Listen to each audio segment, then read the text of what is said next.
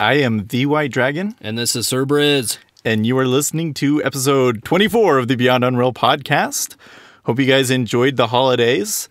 So first of all, not Unreal Tournament related, but Fortnight Alpha is out. Yes. We both have access to it, but we can't tell you anything because the NDA won't let us say anything. Yep. And we don't have any invites, so don't ask us. Yeah. You're going to have to go to the subreddit and beg like everybody else. Yes. Please, and just, try and save your dignity. I know you want it, but come on, guys. But anyways, they have some Fortnite videos up too. There's actually a community show now every week. And I have to say the community team for Fortnite is awesome. Arctic, he has a YouTube channel. I watch it all the time. He's a great guy. They have a really good team. I'm really looking forward to interacting with the Fortnite community too. But that will not affect this show. This will still be about Unreal Tournament. We'll have other things on the channel about Fortnite. Yes. Yep. All right, so let's go into the changes. Okay, well, this week we have a build again. So we didn't last week. If you're wondering why, it was the holidays in the U.S., yeah, if you live outside of the U.S. and you don't celebrate Thanksgiving, you should, because it's awesome.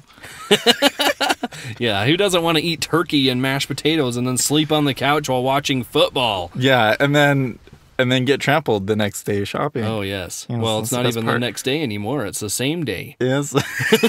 You have to wake up from your hibernation at 6 p.m. to go over and take advantage of some ridiculously not very good sales, but...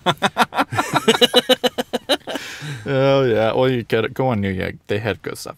So anyways, so let's start out with the flat cannon, because that seems to be the biggest, most controversial change, I guess. So, yeah, I mean, for the past couple weeks, probably 3 or 4 builds, people have been complaining about how powerful the flat cannon is, and they've obviously had an argument. I mean, the flat cannon used to be ridiculously powerful at long range. I mean, you could basically shoot somebody from the flat cannon to the sniper rifle and deck, and you're almost guaranteed to wipe them off the face of the earth because you'd hit them with enough of the flak shards, including the center one, which does twice as much damage if you didn't know that, and basically kill them from that distance. The flat cannon was never intended to be a long-range weapon. It's intended to be especially close range, but a little bit medium range. Now, the changes that they made in this build, they made the spread a little bit wider, they made the damage fall off faster, and they made it so that it does less damage after a bounce, and it also gets rid of the center shard damage after a bounce. So some of those changes are good, but overall I think that it kind of ruins the feel of the flat cannon.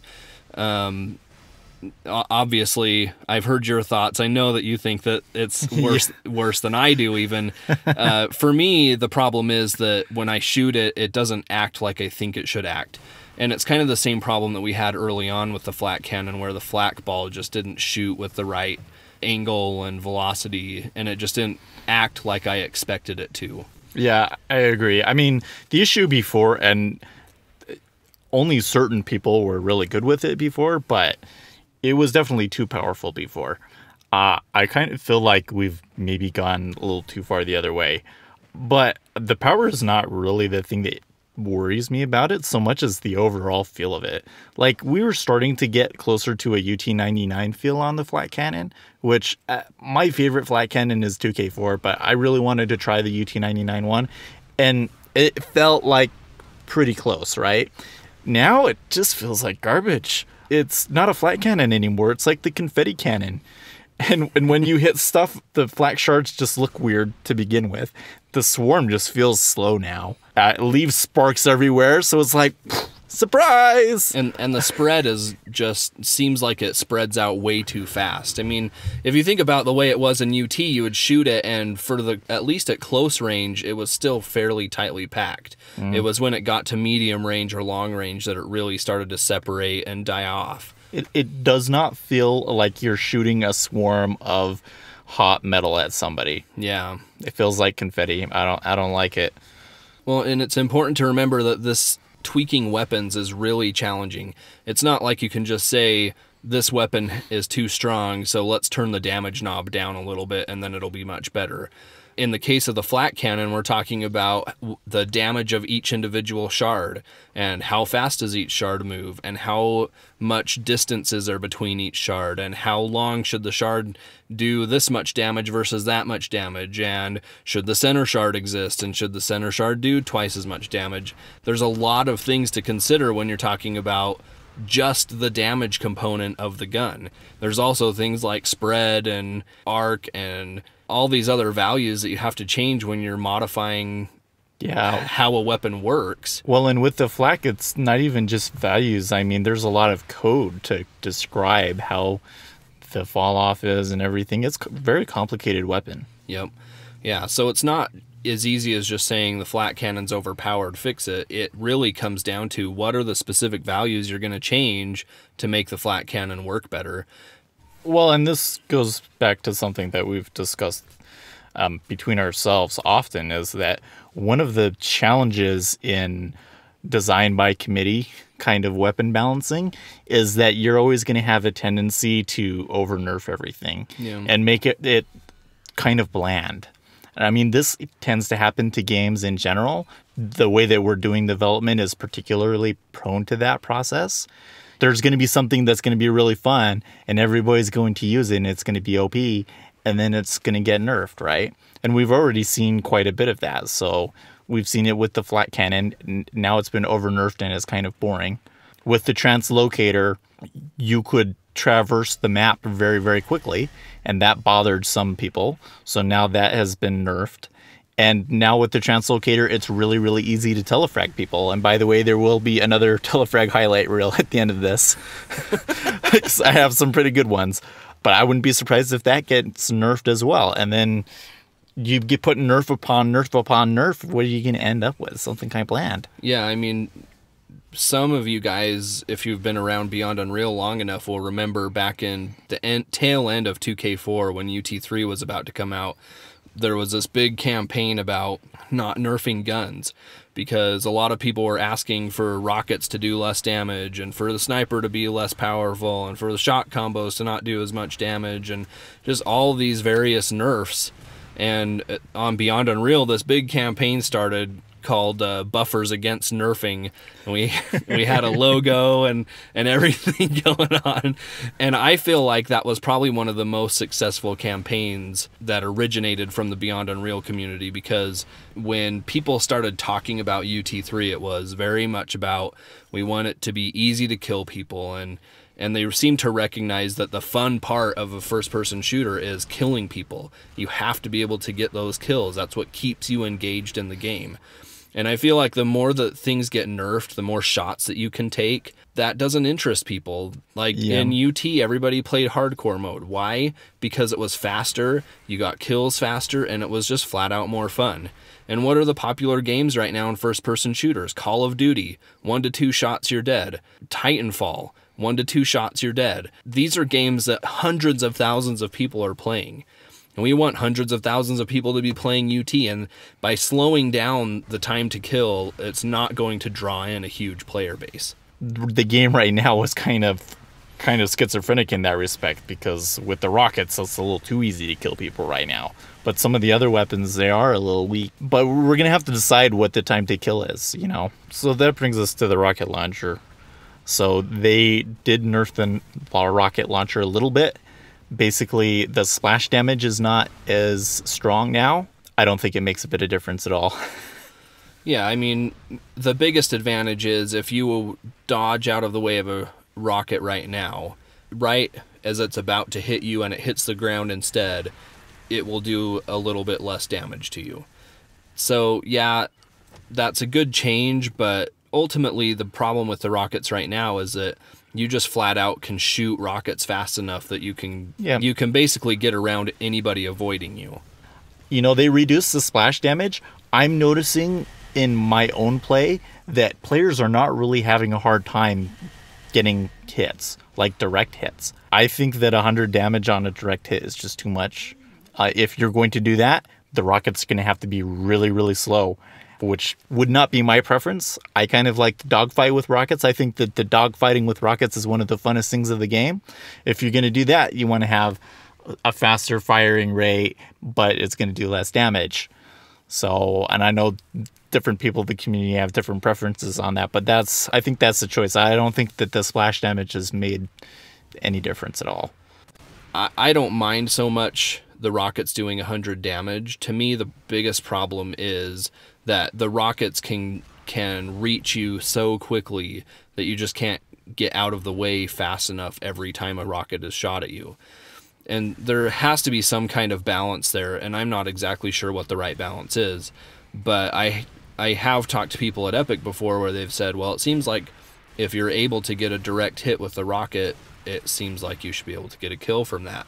I think that I agree with that, but the problem is if you can basically just lay down a stream of rockets in every direction and somebody can't get away from them, then that makes it hard to say, yeah, that's the right value for the gun. Yeah, it's just too easy to get a direct hit to justify 100 damage. Part of the problem, too, is simply that if you look at a game like UT3 or you look at a game like 2K4, it was a little bit easier to get out of the way of rockets compared to the way it is in UT4 right now. That by itself made it so that the more powerful rockets didn't matter as much, but like I say, there's still some kind of balance to be achieved there. It's just hard to say exactly what that is. Yeah, well, there's choices. I mean, that's the hard thing, is that I could see this going either way, and it would be fun. Obviously, I have a preference, but all right. So let's move on.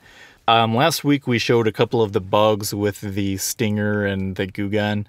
It looks like they've kind of refined that code quite a bit, and it works a lot better. I'm still not completely sold on how the goo gun works, for example, right now. If you haven't tried it, there's this web mechanic where if you shoot this was on the stream this past week, if you shoot a goo blob and then pull out the link gun and shoot the alt fire at the blob, it'll pop into a web. One of the things that they mentioned on this stream was the idea of springing a trap. So you could put the blob there somewhere where they can't see it, and then when they come closer, they're jumping around the corner, then you could spring it on them and it would hit them. And the problem is that the lifetime of a goo blob isn't really long enough to do something like that. It's just too much planning that can all be foiled by somebody picks a different path, or your teammate runs in or something, you know. And you have to think about the lost opportunity, the amount of time that you spent setting the trap up. I mean, the gist of it is nobody uses it right now, and I don't foresee that changing until they change the mechanic. And I mean, right now it's mostly just used for people to goof around. Yeah. Now, the Stinger one, it's improved a lot, and I actually see people using it. Now, it takes some skill, because it's the direction that the shard sticks out of the wall can make a difference, and where on the wall you shoot can make a difference. But if you get it just right, you can do some trick jumps with it and get to places that you couldn't before. So it's kind of cool. Yeah, and I was messing around with it the other day, but the real problem is with the bounce up thing is that it's not consistent enough. You can't just be like, well, if I shoot it in the wall like this, it's going to get me here every single time. So I did find out on deck, for example, you can use the shards to jump up to the shield belt. So the place where you're going to find it useful is where you have to cover a really long gap. So there's a spot in the spaceship of Crash Site. In the spaceship, you can basically go from the shock area, basically jump over that ramp and get up to the platform that's in the middle. And there's no way you could do that with any other jumping movement system that's set up. But your point still stands. It's inconsistent. Like, it was a really hard trick jump to do it, and I did it like once the first time.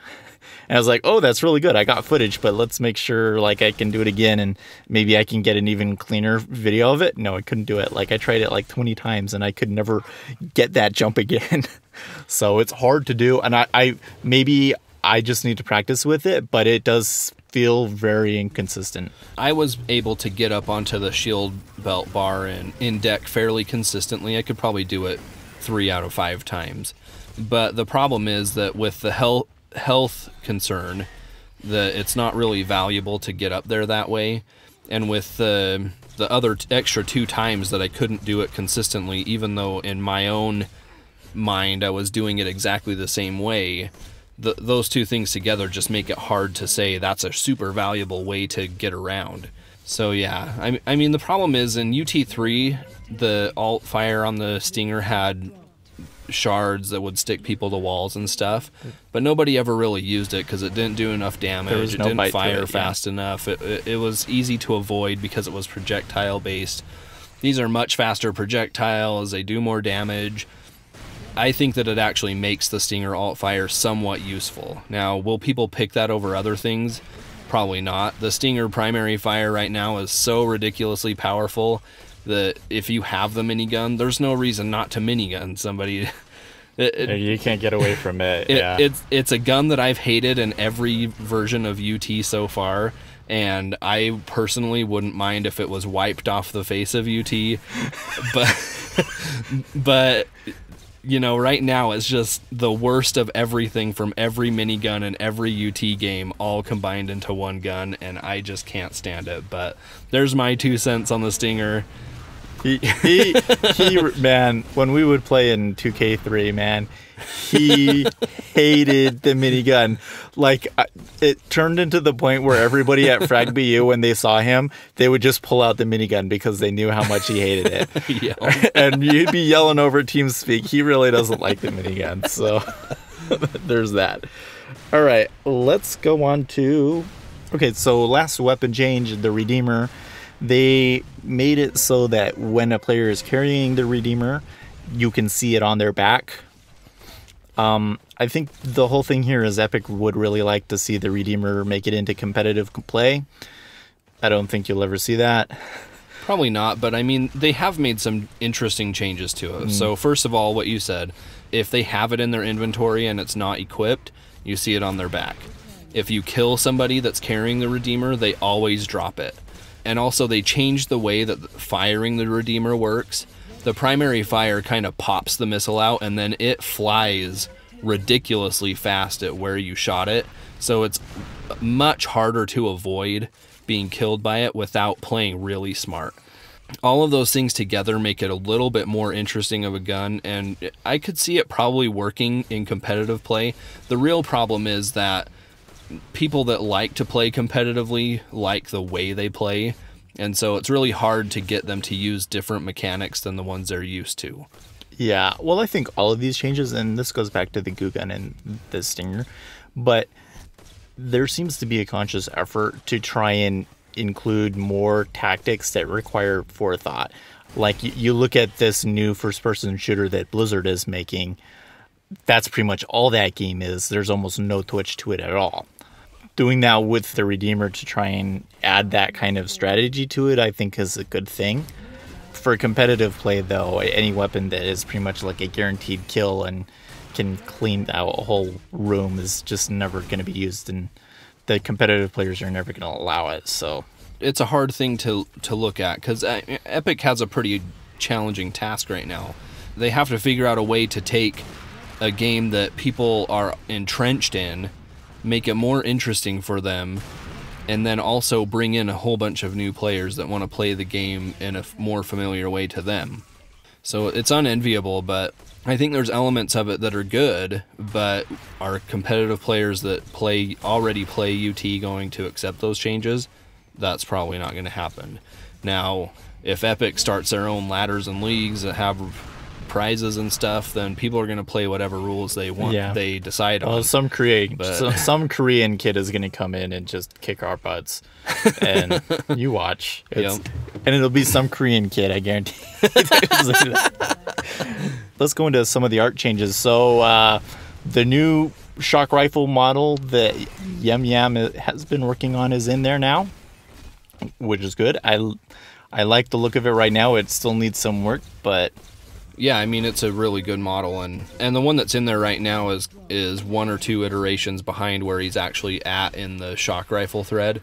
He just wanted to get it in the game so people were playing with it. He could see whether the proportions were working out right. It makes using the shock rifle feel a little bit better just because it doesn't feel like you're using the UT3 shock rifle. Yeah, it actually surprisingly looks a little nicer than the UT3 one just because it looks so clean. Now, they also changed the effect because they added like this bright starburst thing to it. And well, they changed the color of it, and I think they reduced the brightness on it. So you see more of the actual explosion than just a flash of light like you did before. But in the color, they changed it. So the biggest thing is, how does it affect the game visually? And right now, I'm not sure what difference it makes visually. With it being less bright, it's kind of nicer. But I would really like to see something more modern or chic or something replace it to see if there's some other effect that would look nicer.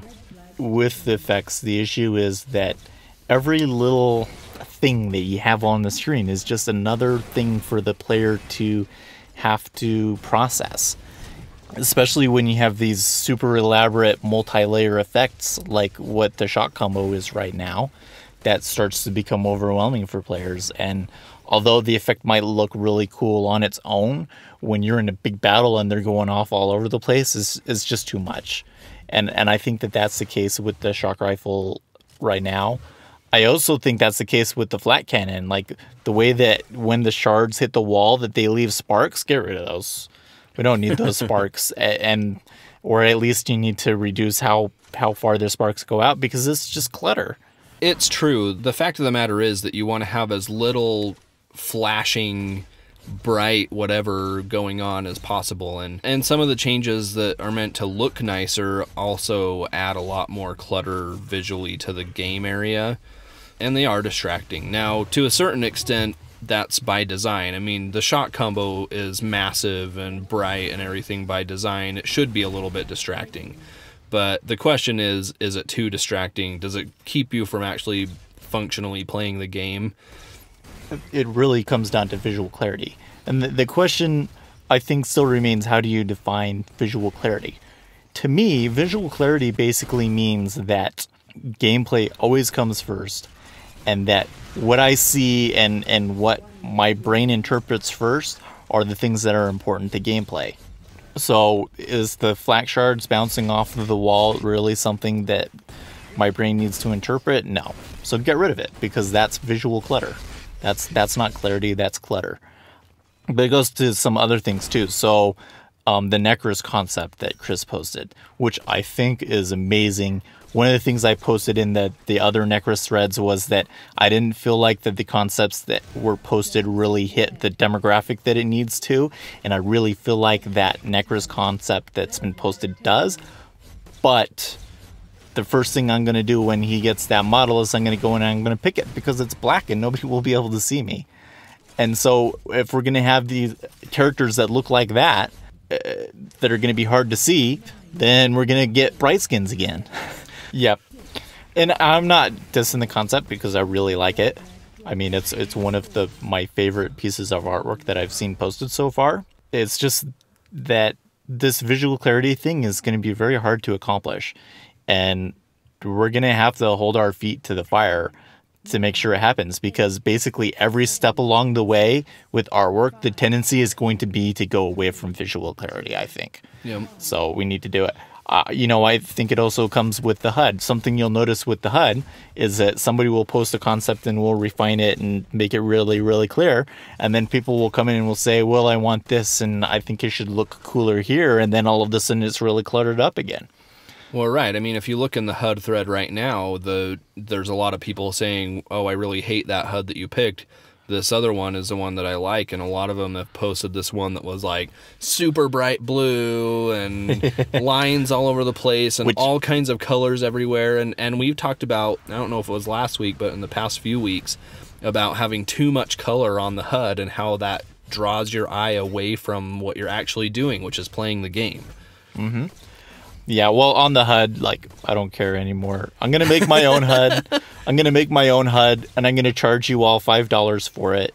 It's going to be the best HUD. and if you use the default HUD, well, that sucks to be you because it won't be as good. But I mean, I think it's a real concern. Like, it all kind of speaks to the main problem, which is losing visual clarity in the game is ridiculously easy. Some things look super cool, but they will utterly ruin the visual clarity in the game. The Necris concept looks amazing, but if you think back to UT, what skin did people always want to use? War Machine on Zan, because it was the darkest skin, and then people even hacked it to make it even more dark. Yeah. I mean, there was a skin hack in UT99 where you could use the War Machine skin. War Machine was a male soldier skin, I think. Yeah. And you could use it on Zan. And for some reason, when you used it on Zan, he was like invisible, and nobody could see him. There's been examples of that in every UT game. In Unreal Tournament 2004, it was that robot with the spiky hair. You couldn't see her. She was black. She was completely black. If you, it was just really hard to see. If you want players to not see something, make it black. They changed the rocket launcher to black, and I find myself walking past it and not seeing it. Yeah, I don't see it. It just blends in too much with all the other stuff that's around it, and that's only going to get worse as more visual clutter is added to levels, which we already know that's going to happen. Keeping things sticky, making things like the weapons stick out and be visible is going to be something that has to be curated as we go through this process, because it'll be very easy to say, well, that looks cool, or we don't want these elements to be this color, but ultimately doing that makes it much harder to see those things. Yep. All right, let's move on. Last thing I would let's just bring this on you, but lobby. You should see the look he's giving me here. So we don't know a whole lot about the way that the lobby is really going to work in practice. We've gotten a lot of information from Joe, but it's really going to be something that we're going to have to see in action to really know how well it works. But you certainly have some concerns with lobby. I definitely have some different ideas about what it even is. So let's go into that. All right. Well, okay. So the lobby is something where I feel like the big question that the lobby needs to answer is, or how fast can I get into a game? The whole lobby system needs to be designed around, I can come into the game and start playing immediately.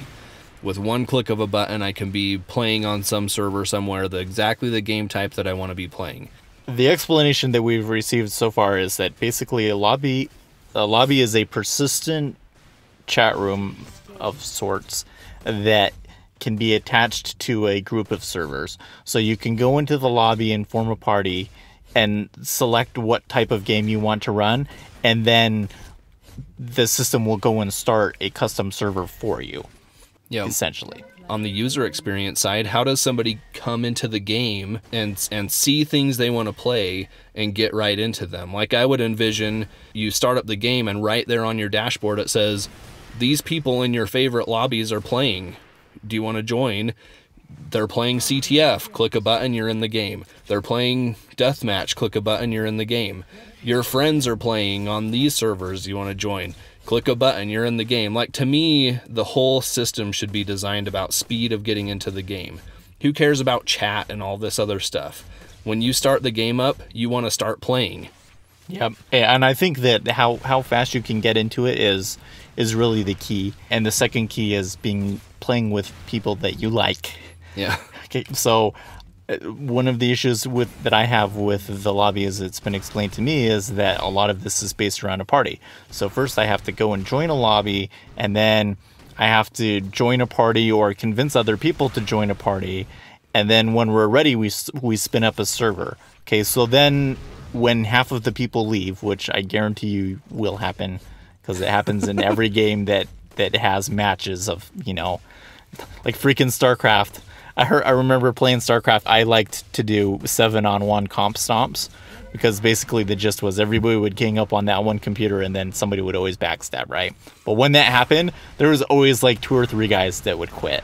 So if you really wanted to have, 7 players for it, was almost impossible to get. And in UT, we're talking about having 10. So you're going to go in, a couple of people are going to quit. And then what happens? So can just anybody join the match now that it's going, or what happens then? Because most players are not going to be able to stick around for like a 3-match CTF game, right? You might be able to do that if it's a pug or if you're doing a clan match, but most people have their wives yelling at them or kids doing dumb things, and they're going to have to be able to step away from the computer and come back as they please, and they might only play for 5 minutes. What are the ways that people play, and how does the lobby system facilitate that? If I only want to play for 5 minutes, I really don't feel like that the lobby helps me. Yeah, I mean, and that's the key thing. Like, if you have to go into a lobby and then into a group and then into a server, like, you're just talking about all of these steps to get into a game. If you always have to start a matchmaking group to get into a game, even if it's just with one person, then you're always talking about going through all these steps to get into the matchmaking group, and then you say, I want to play, and then it has to go hunt down where you can play on. And is the system built robustly enough for it to say, well, none of the servers in the lobbies that you're connected to can do this, so I'm going to go out and look for a public server anywhere that can do what you're trying to do. Joe has done a lot of work. It's very close to having working lobbies, but at first it's going to be mostly just one-on-one. Yep. So yeah, for FragBU, because the way that FragBU works is basically I sit on the server for 30 minutes for people to show up. And then by the time about 3 of us are on the server, then all of a sudden everybody shows up. Yep. And that's always been the way that it is to get a pub going, you have to have one really dedicated guy to just sit in the server. And that one dedicated guy has to be a lot of fun to play with. I was actually kind of a douche this Friday. A bunch of noobs came in and I just went around telefragging them and they quit. Ruining the game one person at a time. But we would dink around in that time. That was when we would try and break the maps and just do funny things. And then when there was enough people to actually play, we would actually play, right? Well, and it should be pointed out, this comes from 2K3 FragBU. I mean, yeah. In 2K3 FragBU, whoever was ready to play soonest would jump on the server, and that person was the anchor. I mean, as soon as that person was in, other people saw there was somebody playing, and they went in and joined too. I mean, a ton of us were on Xfire, and It was just super easy with Xfire to see, oh, Briz is playing 2K3, I'm just going to join into the server from Xfire. And that whole system, it was so fast to join into the game. There was no joining into the Beyond Unreal lobby and then seeing, some people are playing on the server and clicking all this business of getting into lobbies and stuff. We just joined the server. Yeah, we just got into the server. And people came and went as they pleased, and the players that were good knew when to switch teams, and they would coordinate with each other to try and keep it even. And we had a lot of fun with that. Right now, the lobby system, as it's been explained to me, I don't think I can use it for FragBU. Pretty good chance that the mothership will just stay a pub server, which is okay. I mean, they were saying that they wanted to have those anyways. I think the point is this is the way that we play. How can we make systems that facilitate that? One of the reasons why talking about the lobby system gets me going so much is because I feel like it's an extremely interesting problem to solve, and I don't feel like anybody has ever solved it exactly right. I think the closest that I've seen to something that I liked was with Left 4 Dead, and there were serious problems with the way that it worked in Left 4 Dead too. So I would love to see the lobby system in UT work exactly the way I envisioned it, because I think that it would facilitate people getting into games so much faster. But right now, I have a lot of concerns, like I said before, and I don't have a lot of answers. Yep. All right, well, that's all we have for this week. As always, FragBU is at 8 p.m. Eastern Time every Friday night. Enjoy the Telefrag highlight reel. We'll see you next week.